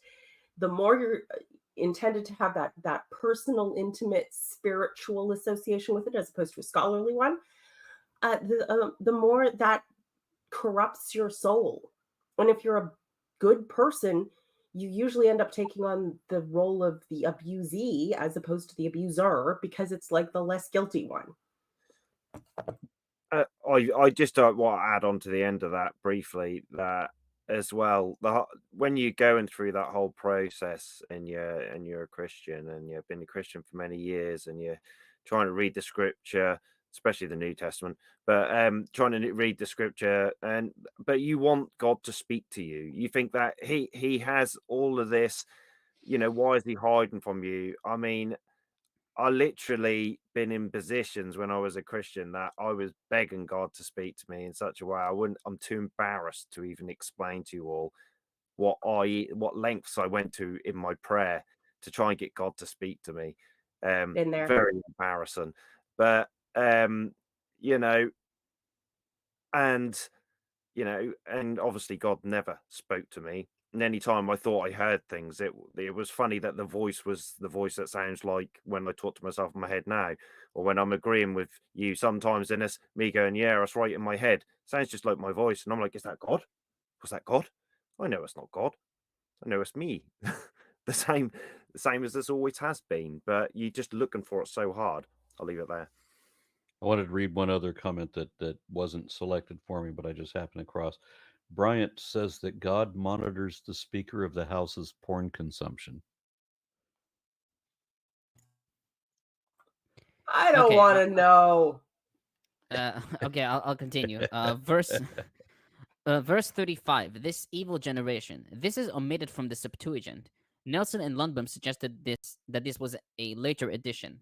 McCarthy writes, these words serve to clarify that these men, quote unquote, refers not just to the spies but to the wider group, and in so doing, they interrupt the flow of the sentence. Norbert Lofink argues that this phrase constitutes an example of Torah harmonization, where the Masoretic text is more expansive. A harmonization with numbers 14, 27, and 35 is involved, he maintains, in which, quote, the entirely un-Deuteronomic word edah, community, is replaced by dor, generation, found in two other parallel places, one in Deuteronomy 2:14, the other in Numbers 32:13, end quote. Verse 36, Weinfeld comments, In the ancient sources, Numbers 14:24, it was Caleb alone who reached Hebron during the spying mission. He proved faithful and therefore escaped punishment. The priestly source, however, added Joshua, the national hero of the conquest, and extended the range of the spying mission to bring it as far as Levo Hamat, which was the northernmost point of the border of the Promised Land.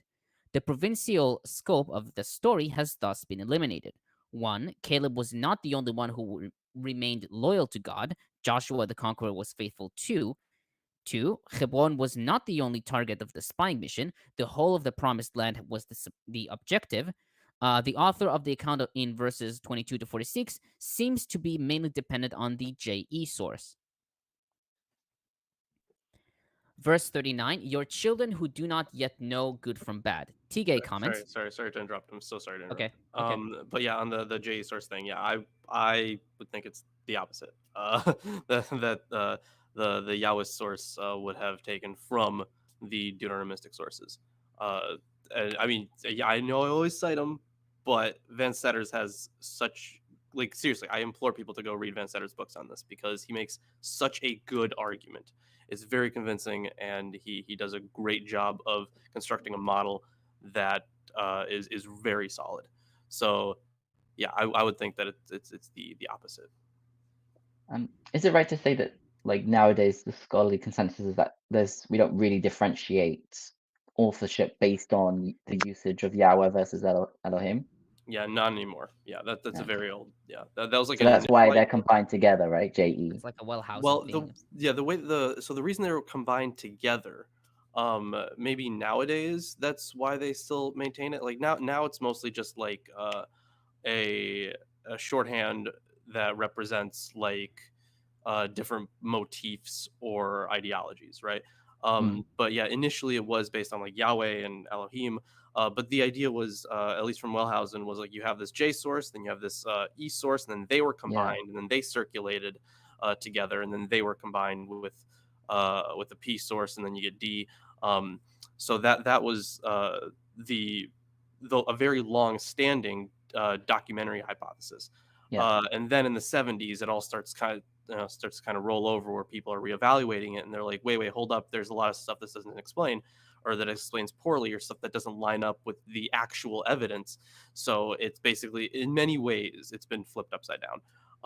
But yeah, they still maintain that JE thing for source material, even though the name is now kind of a misnomer. Yeah, but does it mean JE means it's one source? Well, the reason why it's JE, right? Because J would have been one source, that would have been the Yahweh source. The lowest would have been another source, but then it was believed that they circulated together, so that would have been JE. Okay. So. Okay, I'll continue with verse 39. Sorry. Oh, no, I was just going to say J was, in the quick sketch, J was the southern kingdom of Judah, which is Yahweh. Not exclusive. Eventually, Yahweh extremists came to the fore and controlled. And E being sources of citing Elohim, which were associated with the northern kingdom. The problem is that when you have a certain amount of overlap, and then you have people who at various points stitched it together, and then whatever survived ended up being taken to the, on exile and then brought back. It's, it's not as clear as I think the documentary hypothesis is a nice place to start for people who don't want to go all the way in scholarship. Like, it breaks it down enough to make sense of it, but like there's always more to it. But that's the case with everything, right? Yeah, so, I would recommend Richard Elliott Friedman's Who Wrote the Bible as an introductory work. Like, if you want to understand, like, at least some of the history of scholarship and how, like, the kind of framework you need to go in to understanding the history of the biblical text, he does a very good job at describing the documentary hypothesis. And I would recommend that as a starting point.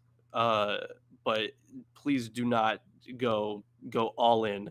It's not gospel. It's not gospel. Right. God did not breathe the documentary hypothesis. Right. Yeah. Or even like a very basic introduction with some visuals is on Matt Baker's channel, Useful Charts. Yeah. All right. Okay, I'll continue. About verse 39, your children who do not yet know good from bad. So Tigay comments, according to Talmudic literature, God does not punish those under 20 for crimes that are punishable only by heaven and not by human courts. Talmud Shabbat 89b. The same equation of knowing good and bad with the age of 20 is found in the Qumran, Manual of Discipline, aka Community Rule, which forbids a man to marry until that age, quote, when he knows good and bad, end quote. The idiom knowing good and bad has several different meanings in the Bible. Here it refers to moral judgment, as is clear from the context. This sense is paralleled by prophetic denunciations of those who call evil good and good evil in Isaiah 5:20. Verse 41, thinking it easy, because it's in NIV. This is translated from tahinu, which is a hapax. The early translations here are varied. Septuagint reads, had gathered, Peshitta, excited to go, Targums, began to go, and Saadia Gaon, hurried to go. McCarthy writes that the variety of attempts by the translations to make sense of this hapax indicates that its meaning was unknown to them. Weinfeld, citing Driver, connects it with Arabic hana, to be light or easy. McCarthy notes Pierre Gerlot's proposition of a root hey nun nun or hey vav nun as a synonym for chet gimel resh, and you put on armory. Verse 44, like a swarm of bees, Tigay comments, bees are a symbol for a stubborn and fierce enemy that attacks en masse with fury and savagery. Compare Psalms 118:12. A swarm of bees, especially when it's at a stage of moving to a different hive and protects its queen, might be very dangerous and could chase whoever it sees as endangering her safety and not let him go. In the past, when there was no evidence of beekeeping in ancient Israel, some assumed that the realistic background for this imagery was of wild bees, who were not used to human proximity. But recently, beehives were found in Tel Rehov at the valley of Bet She'an in a quantity that indicates beekeeping in Israel during the 10th century BCE. In any case, the bees of Israel are known to be bad-tempered, end quote. Rashi understood it differently. Just as a bee dies when it stings a person, so too the Amorites will die if they'll touch them. Yeah, when they attacked you, they died immediately. Yeah. And finally, verse 45, you came back. Hebrew, it's tashuvu. Septuagint and Peshitta render when you sat down, reading tishvu instead. Weinfeld writes that this reading may be supported by Judges 20:26, quote, and they came to Bethel and wept and sat down before the Lord, end quote, with sitting before the Lord implying a ritual of lamentation, Judges 21:1. Lundbom, however, prefers the Masoretic text rendition and it is rendered as such by the Vulgate and Targums. Tigay gives another possible translation, you return from the defeat. And that's it for my commentary. Okay. All right, so I got some other comments to read. Rachel Light says, it's nice hearing Tomer read commentary again. Missed your input on it. Hope you're doing good wherever you're at. Yeah, thank you. Yeah, it's been a very difficult period, a very shitty one. I was supposed to start my mathematics degree, but this thing happened. I hope things will get better in the future. Yeah, it sucks. It really sucks. But I'm safe. My family's safe. Don't worry about me. Okay. Saleman offers $1.99 and says, hey, Aaron, would you ever debate Dennis Prager? There are a number of topics we could debate that would be terribly fun for me to debate Dennis Prager. But it doesn't matter who the person is so much as what the topic is. Yeah. And then he's one Bruno of those Zeigert. I'm sorry, what? So I was going to say he's one of those people I call an evangelical Jew. He's interesting because he contradicts himself in such an amusing way. I mean, just all the time. Yeah, all the time. I mean, and he's absolutely clueless both on religion and politics. It's stunning. So anyway, yeah, there's a number of things I'd love to debate him on. And I have a friend who was a friend of his, who was a personal friend of his, that is now a friend of mine, and he's got all kinds of interesting backstories about what it was like to hang out with Dennis Prager, be in his house, and so forth, and how he made this change from being a reasonable guy at some point to just being all about the money and nothing about sense. So Wow. Bruno Zeigertz offers $2 Canadian and says, wait, God is everything? He is my toilet bowl? And whatever's inside it. Yeah. In fairness, that's more of a Buddhist Hindu thing. Whenever they get in a corner, Christians will often steal phrases from like a more Hindu or Buddhist idea of God, like the ground of all being, which is the Brahma, not Jehovah. Yeah. Although God's great. Yeah, it's because like I did some stuff on Hindu and Buddhist studies. Yeah, their idea of Brahma and like all the like basically everything that we see, all the material world is like an emanation of it. It's like I think they call it lila, like it's playing with itself or something.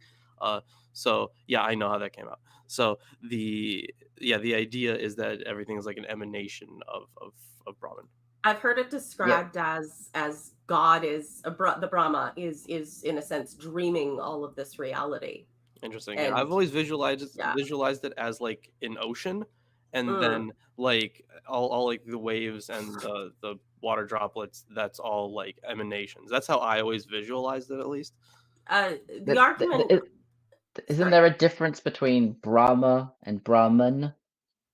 The Brahman, I believe that term it depends on the usage. That term can relate to a holy man, might be called, I believe, a Brahman in certain contexts. Isn't the Brahman both the believers in Brahma as their patron deity, or also the Brahman as a caste as well?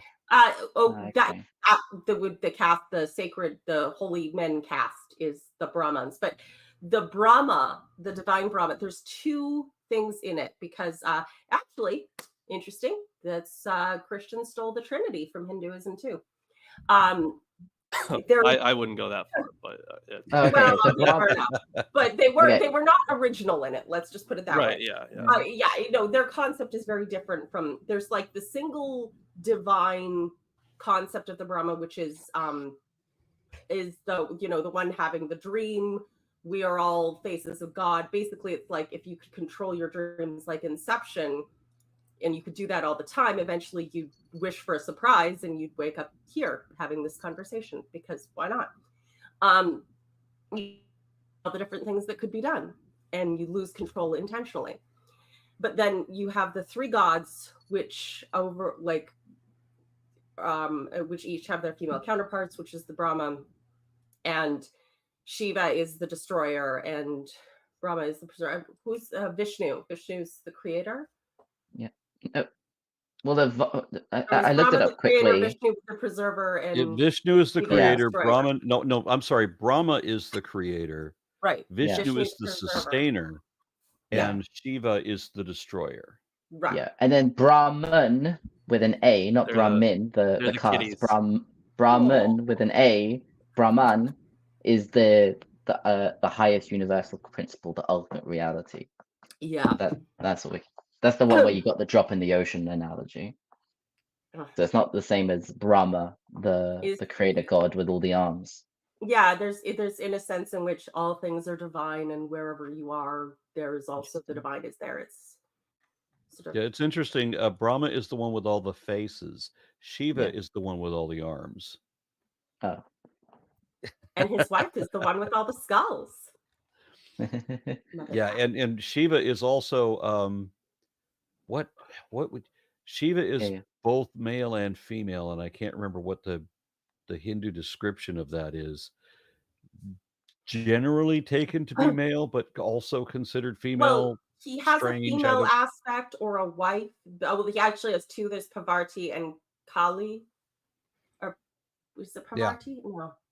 And then Brahma is usually represented as having three faces. Although I have heard that the multiple faces, because sometimes it's three and sometimes it's just like a line of faces going back and a whole line of them. It's meant to sort of represent the omni everything, the all seeing, all doing, because it's not a specific number so much as just all of it. I find Hinduism interesting because it's so much older and so much more developed. And it's like, with the Book of Mormon, you have this one teeny little book, and in Islam also, this one teeny little book, and that's all they've got. And they're both based loosely on the Bible, which isn't a much bigger book, but it is a bit bigger because it is a bit older. But then if you get back into Hinduism, now it's a library. Okay. And you can kind of track the development and the changes in theology or whatever. Yeah. So we did Deuteronomy 1 and 2. No, we did one. Just one. Yeah, we just did one. We only did one? Yes. Yeah. We did diverge a lot. It's your fault that you spoke for 20 minutes over Zeitgeist, so. Okay. Well, welcome back, Tomer, who I think we're deviating for a half hour. All right.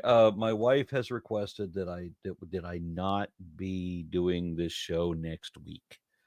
So Deuteronomy, which you Repticon. Of course. Deuteronomy 2.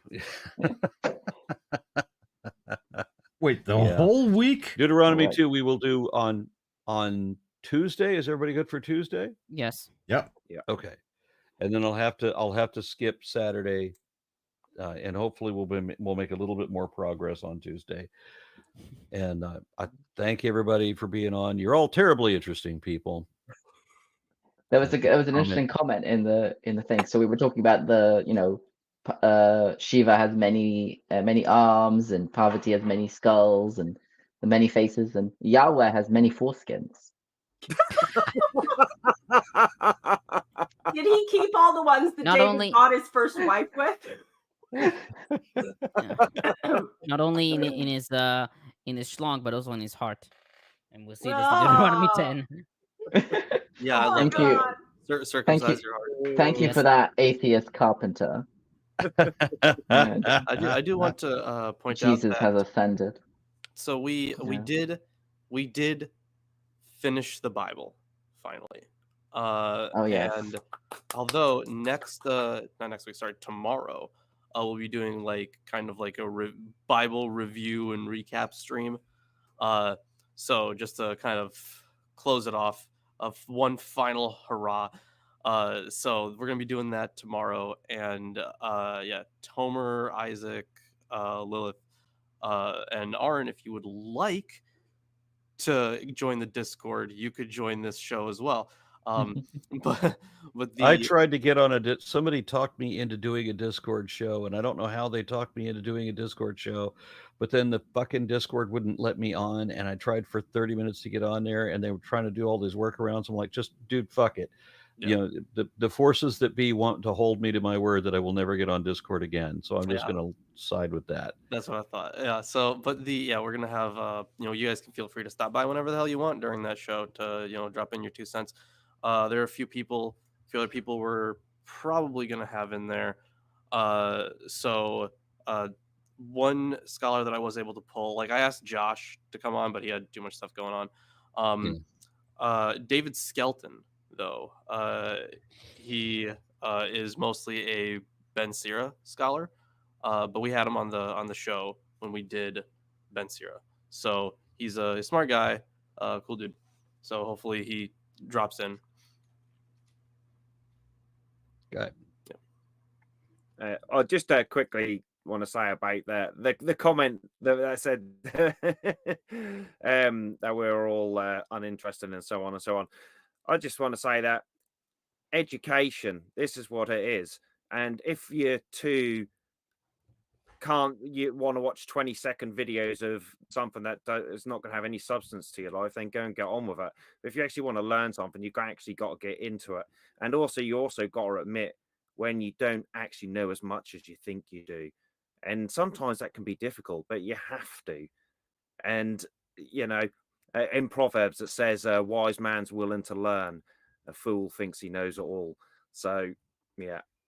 Yeah, when people quote the Proverbs part about what was it, don't listen, what was it about not listening to fools, or lest you be like them, right?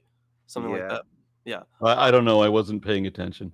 Answer not a fool according to his matter, lest you be like him. Right, but then they say like a very similar thing about wise men. Like, don't answer the wise men, according to them, lest like something else. Well, there's directly before that it says, answer a fool according to his matter, lest he be wise in his own eyes. Right. Because contrast. Right. Answer them and then don't answer them. Yeah, that's right. Yeah. So the they always quote one part of that verse. Hilarious. Or they quote it out of context. But yeah, I think this it can be a very like dull subject. Like, I get it, because like especially going over like the text itself and like translations of it and different variations and stuff like that. Like, it can get dull. I get it. But yeah, I think the conclusions are really interesting, and I think it really puts the book into a completely different context where we can actually try to understand it, aside from just throwing needless polemics at it. Like, everything that a lot of people say now, like those were said in 1 year in 2009 on YouTube. All right, we don't need more of that. We need something else.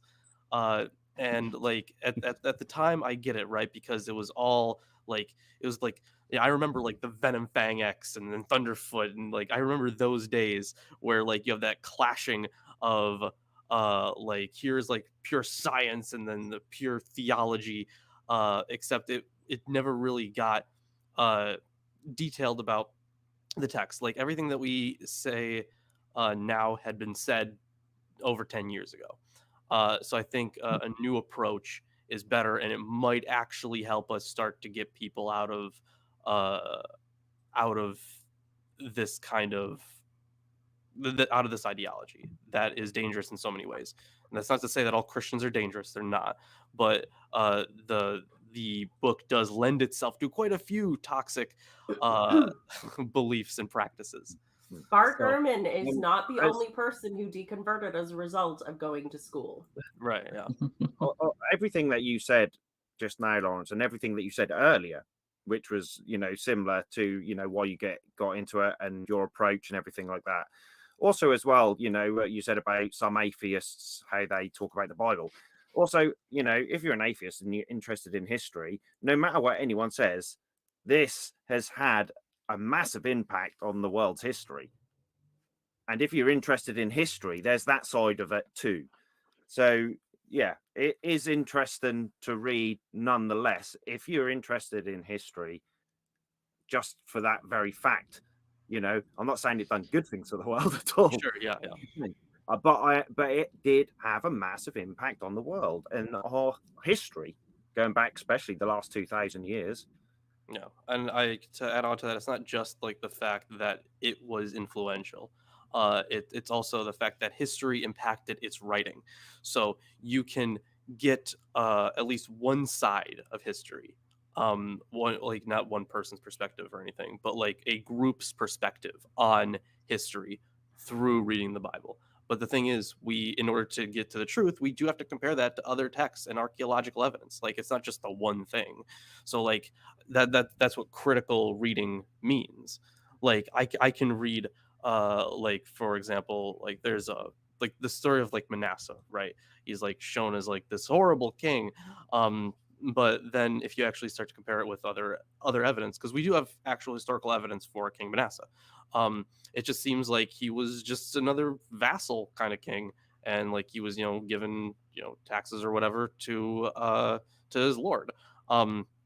So he probably wasn't nearly as bad as the Bible portrays him.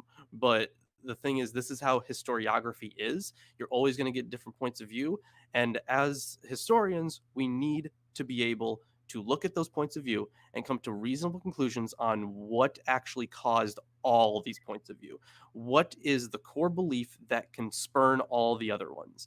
And that's critical scholarship.